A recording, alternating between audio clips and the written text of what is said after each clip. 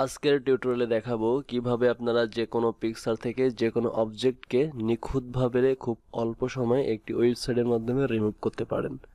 তো এই জন্য আমাদের প্রথমে একটি ওয়েবসাইটে যেতে হবে। ওয়েবসাইট অ্যাড্রেসটি আমাদের ডিসক্রিপশন লিঙ্কে দেওয়া আছে।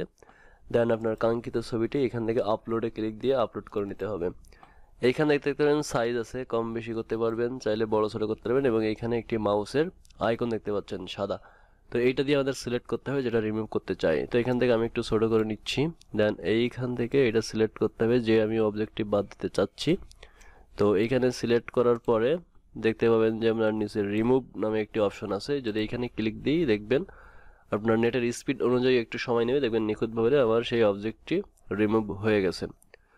দেন আপনি এখান থেকে ডাউনলোড করে নিতে পারবেন, আপনার ফরম্যাট অনুযায়ী সাইজ অনুযায়ী ডাউনলোড করে নিতে পারবেন। তো ধন্যবাদ সবাইকে এতক্ষণ ভিডিওটি দেখার জন্য। আর যদি ভালো লাগে অবশ্যই আমাদের চ্যানেলটি সাবস্ক্রাইব করে পাশে থাকবেন।